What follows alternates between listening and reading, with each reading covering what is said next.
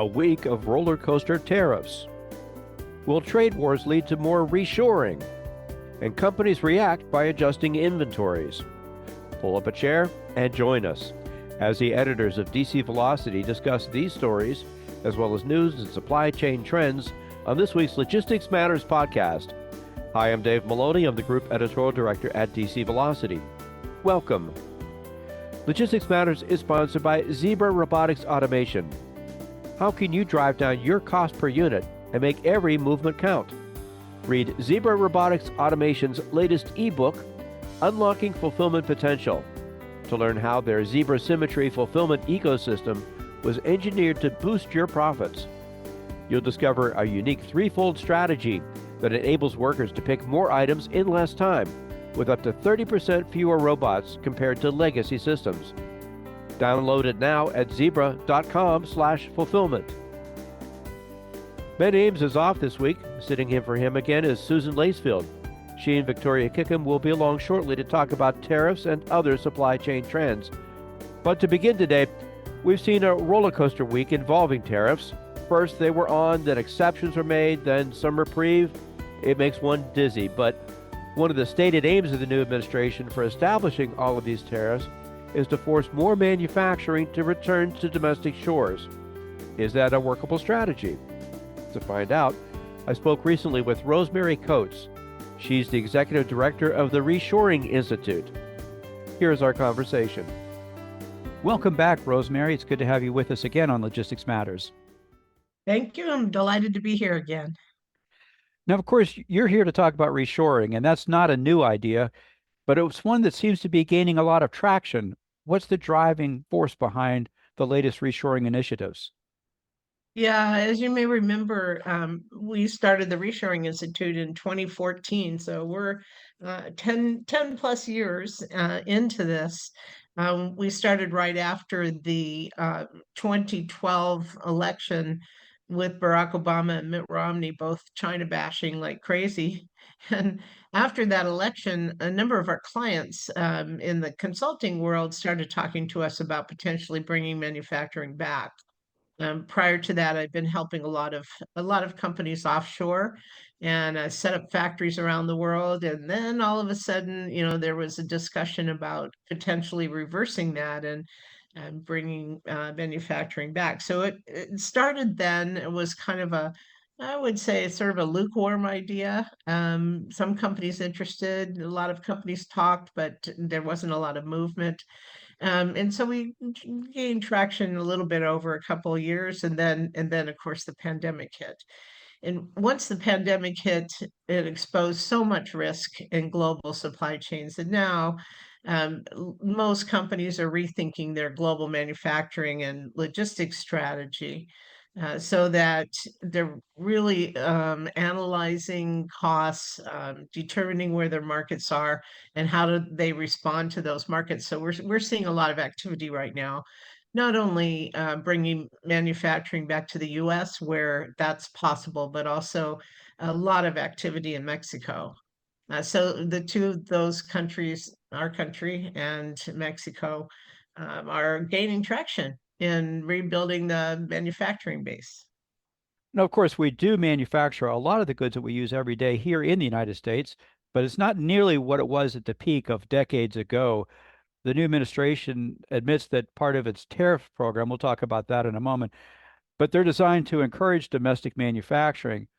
What will prevent us from actually getting back to those previous levels of manufacturing that we had decades ago? Yeah, well, that's certainly the hope. I would say that there's more analysis and decisions being made on cost profiles. So this is one of the key things that we do with clients is we review their cost structure. And those companies that have heavy labor content, so they have a lot of workers and so forth, those kind of companies are better off in a low cost country environment like Mexico or Indonesia or Bangladesh, somewhere like that. But those companies that can automate their production and extract the labor costs, have kind of an open range of where they might be able to manufacture, including many areas of the U.S. So, in fact, we just published a brand new study just a couple of days ago about wage rates across the country. And as expected, the lowest wage rates are in the South and Southeast of the US. But there are other places that are potential locations for companies that are bringing manufacturing back to those locations. So the first thing we do is evaluate the cost structure, and that's probably the most important. Now, in terms of jobs, we like to say that the jobs went out in a tsunami and they're coming back in raindrops. Um, because once you automate, then you're not really bringing all those jobs back. So, manufacturing maintains around 11-12% of the US economy. And I don't really see a lot of growth in job opportunities. We'll see some, and we are seeing some, but not a lot for that specific reason, because what we want to come back and what is coming back is more high technology manufacturing that involves automation, a lot of machine tools, a lot of advanced things. So we don't really want all those low cost production jobs back in the US because they don't pay a living wage. If you can't pay a living wage, then you have to supplement people's income with welfare, and that's not what we want. So what we want to come back are these more sophisticated jobs that require higher skills. They pay better, they're cleaner usually, and they're automated. And so what we're going to see is growth in manufacturing, but also growth in investment in machinery and higher skilled workers. But to kind of talk a little bit about the administration and what they're saying about reshoring or the need to give jobs back to Americans, if those aren't going to be the jobs that we're looking for, how is that fulfilling what they're actually saying about the reason for reshoring? I think this is true with all politicians. They talk at a high level and kind of big ideas. But when you peel that back, you're going to find that there's going to be more investment in manufacturing in the US for a number of reasons, because that's the popular idea these days. And also, there's a likelihood that the manufacturing tax rate will be reduced down to 15% is what they've proposed, down from the mid 20s. And that will certainly help. It'll be an incentive. And the idea that we may have delayed costs in terms of investing in machine tools, all these things will fuel the economy. And I think that's the message at a high level that they're trying to get across. So the main benefits of reshoring will be the investment in infrastructure and the jobs that will create rather than creating jobs in manufacturing itself. Yeah, that's true. So, as I said, we're going to bring some jobs back, but when you look to the future, the kind of jobs that are going to come back are higher skilled. So that means that workers need more training and more education, and they're going to be more automated. It's just a fact of life. You can't justify paying workers $25 an hour for unskilled labor. I mean, that isn't going to work for products that are competitive in the marketplace. So those kind of low skilled jobs. So let me give you an example. If you are making apparel, you're making men's shirts, for example. That's a sewing factory job, and there's lots of people sitting at sewing machines for 8 or 10 or 12 hours a day making shirts. But if you make textiles, actual weaving of the fabrics and so forth, that is completely automated. If you've ever been to a textile factory, there's nobody there. There's just a lot of machines and a few engineers that are controlling the machines. So those are different kind of manufacturing environments. In the sewing factory, you need a lot of low cost labor. And we just don't have that in the US. We just don't have the low cost capability of producing in mass volumes that kind of product. But what we do have is a lot of engineers and sophisticated manufacturing and the ability to industrialize or to automate production. in a way that gives us a sophisticated manufacturing profile, much like you would see in Germany or Switzerland or some of the more sophisticated manufacturing environments around the world.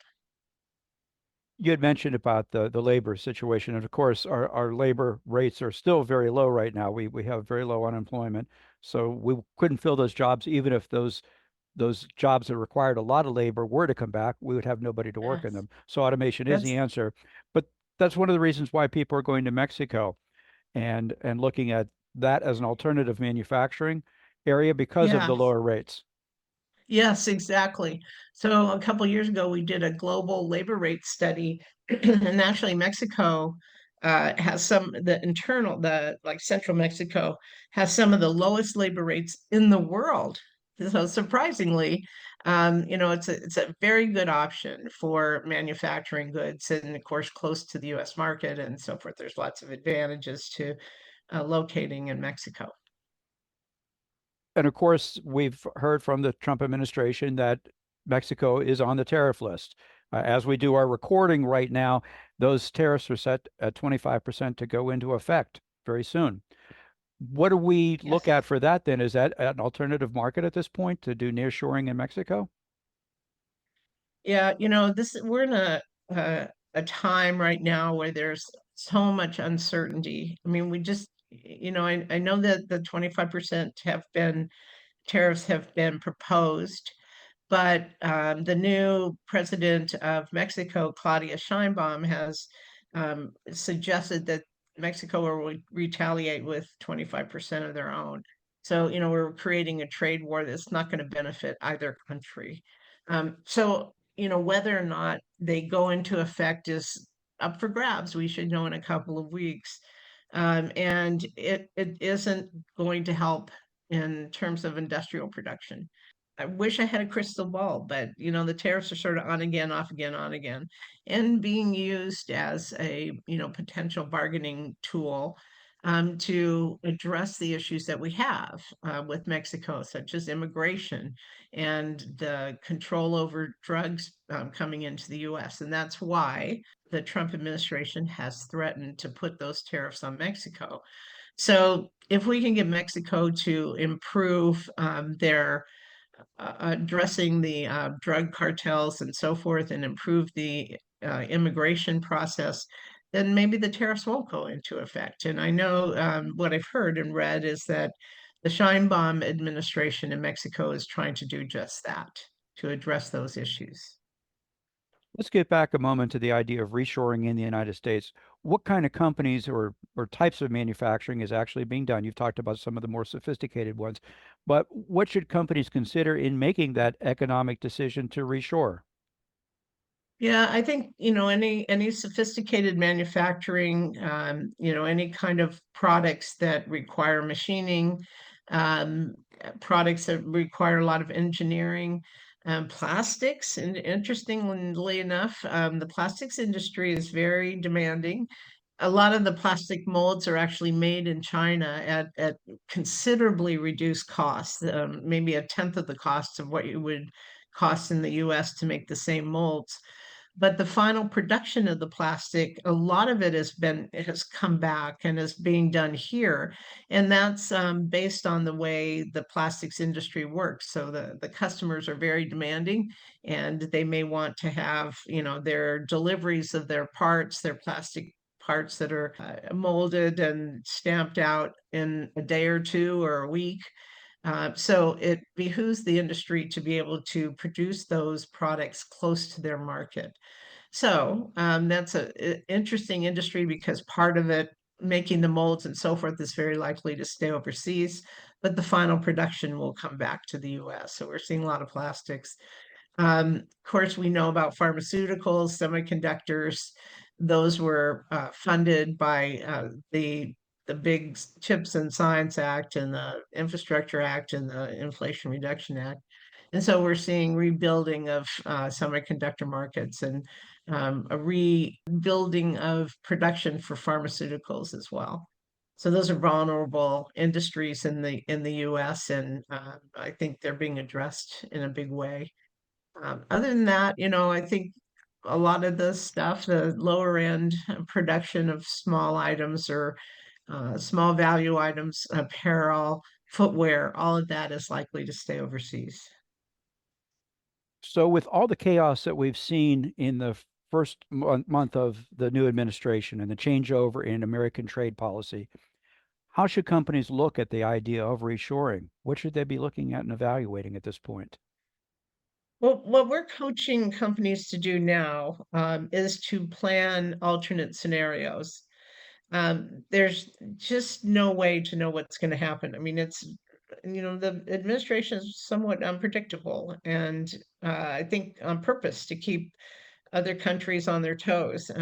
There's a lot of churn and uncertainty. So, what we coach our clients to do is to develop alternate scenarios. So, plan A, plan B, and plan C, to be prepared, at least somewhat prepared with a framework how to react when and if those things happen.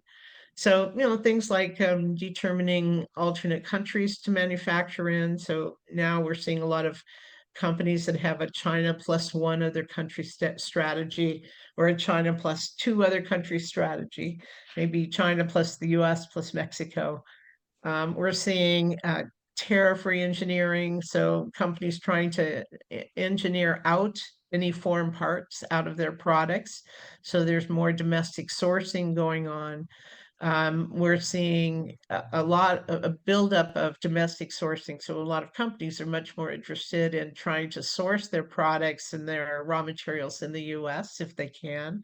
So we're seeing some of that. It's just kind of a rethinking of the global landscape and what to do to de-risk your supply chain because of the impending higher costs and any other risks such as cyber risk, cybersecurity, if we have another pandemic, all these things are now going into the decision making at the C-level in organizations. Makes a lot of sense. We've been talking to Rosemary Coates. She's executive director of the Reshoring Institute. Thank you again, Rosemary, for being with us. Oh, it's my pleasure. Thank you. Now let's take a look at some of the other supply chain news from the week. And with news editor Ben Ames out this week, Susan Lacefield has been trying to keep abreast of changing tariff regulations. Susan, can you review for us what we saw this week? Oh boy, Dave. So we saw a whole lot of confusion, uncertainty, and backtracking. Just as a reminder, on Tuesday, Trump reinstated a blanket 25% tariff on all imports from Canada and Mexico, as well as an additional 10% tariff on goods from China. That night, during his address to Congress, he also alluded to additional reciprocal tariffs coming into place on April 2nd. But things got a little more complex the following day when he announced a month-long exemption on the Canada and Mexico tariffs for automakers.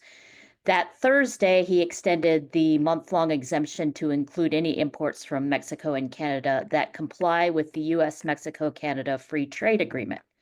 Now, not all imports will be free from the tariffs. I am seeing different numbers on what percentages of imports comply with the USMCA, with the most commonly cited being about 38% of imports from Canada and 49% of Mexican imports. And while all of this seems very haphazard, frustrating, and confusing, that confusion might at least partially be the point. I had a very interesting conversation with Tom Cook from the management consulting firm Blue Tiger on Tuesday. And Tom says he's been recommending that anyone involved in global supply chain management these days read Trump's book, Art of the Deal, as that book lays out his negotiation philosophy. Tom says that when it comes to negotiations, Trump deliberately tries to gain a mental advantage by disrupting his adversary and manipulating them to be off their game. I don't know about Justin Trudeau and Claudia Sheinbaum, but I certainly feel disrupted and off my game after trying to cover the tariff story this week. That's very understandable. Of course, supply chains really are built around proper planning, and given all the confusion and uncertainty, how can companies actually react and respond? Yeah, so companies might be tempted to take a wait and see approach, but experts are really recommending that it's better to be proactive and take a close look at what possible tariff mitigation strategies might work for you. A lot of these have been in place for years and include such things as reshoring, like what Rosemary was talking about, free foreign trade zones, diversifying your supplier networks, asking for exemptions, and engaging in what is called tariff engineering. Tariff engineering is when you look at modifying your products or production processes so that you can reclassify your goods under a lower tariff category. A common example is if you're importing a shirt from China that is made of synthetic fibers, changing the design of the shirt to include more natural fibers, which would allow you to import it under a lower tariff category. The key is really to any of these strategies is, of course, close collaboration with your suppliers, freight forwarders, custom brokers, and global trade consultants. That focus on collaboration, I think, is a little ironic given it's being all driven by Trump's adversarial negotiation style. Right. Well, you did a nice job on following all of that. And those look like good strategies for dealing with that wide range of fluctuations. But of course, we never really know how to navigate now and what the next round of tariffs might bring. So it's very difficult to plan. Yes, it's certainly hard to keep track of everything. You just got to keep a close eye on the administration as well as your own work life. Well, thank you, Susan. We appreciate you being with us again. And Victoria, despite the chaos, supply chains seem to be holding their own. You wrote this week about the latest numbers showing the overall health of our supply chain industry. Can you share those numbers and how companies are adapting their supply chains for these possible new trade requirements? Absolutely, Dave. Happy to. Yeah, so we're continuing the tariff theme here because trade policy was a big driver behind activity in warehousing and transportation markets in February, as was the case in January. This week, researchers for the monthly Logistics Managers Index report said that rising inventory levels really boosted activity across the industry. This occurred because companies were replenishing inventory following the holiday peak season. That's something that happens this year every time, but also because they were rushing to import products ahead of the looming tariffs. The LMI report, just to remind our listeners, is based on a monthly survey of logistics managers. It's a diffusion index resulting in a score each month. A reading above 50 indicates expansion, and a reading below 50 indicates contraction. February's reading was 62.8, up slightly from January, and it was the LMI's highest reading in more than 2.5 years. Those numbers indicate strong activity across both warehousing and transportation. Looking specifically at inventories, the LMI showed that inventory levels for the first 2 months of 2025 are up nearly 15 points since December, and they're more than 6 points higher than a year ago and more than 2 points higher than 2 years ago at this time. So a lot of inventory out there. Yeah, it does sound like it. And I guess it's good news that activity was strong, but how does this affect other aspects of the business? In this case, the LMI researchers say the trade situation is also contributing to higher costs. The LMI's inventory costs and warehousing prices indices are growing at their fastest rates in several years, reaching 77 and above, which indicates very strong growth. At the same time, warehousing capacity dipped during February to a reading of 50.5. That's very close to the contraction mode, which would indicate a tightening of available warehouse space. The concern is that together, these trends could reignite inflation, according to the report. We'll have to see what happens in March, and much of that will depend on how the trade situation continues to play out, as Susan just talked about. Right. It is a volatile time, and it seems that things can change at any moment. Like we mentioned earlier, it does make it very difficult to plan, which will end up costing supply chain companies more to have those higher inventories and really to be able to put in place alternative contingencies. Yes, for now it seems to be a just-in-case strategy when it comes to inventory. Right. Thank you, Victoria. You're welcome. We encourage listeners to go to dcvelocity.com for more on these and other supply chain stories. Also, check out the podcast notes section for some direct links to read more about the topics that we discussed today. And again, we'd like to thank Rosemary Coates of the Reshoring Institute for being our guest. We welcome your comments on this topic and our other stories. You can email us at podcast@agilebme.com. We also encourage you to subscribe to Logistics Matters at your favorite podcast platform. Our new episodes are uploaded on Fridays. And a reminder that Logistics Matters is sponsored by Zebra Robotics Automation. Are you tired of overpriced, underutilized autonomous mobile robot fulfillment solutions that drain your profits? It's time to switch to Zebra Robotics Automation. Their cutting-edge Zebra Symmetry Fulfillment solution is engineered to reduce your cost per unit and give you that unbeatable competitive edge. Don't settle for less. Maximize your profits with Zebra. Discover the future of fulfillment at zebra.com/fulfillment. We'll be back again next week with another edition of Logistics Matters. Be sure to join us. Until then, have a great week.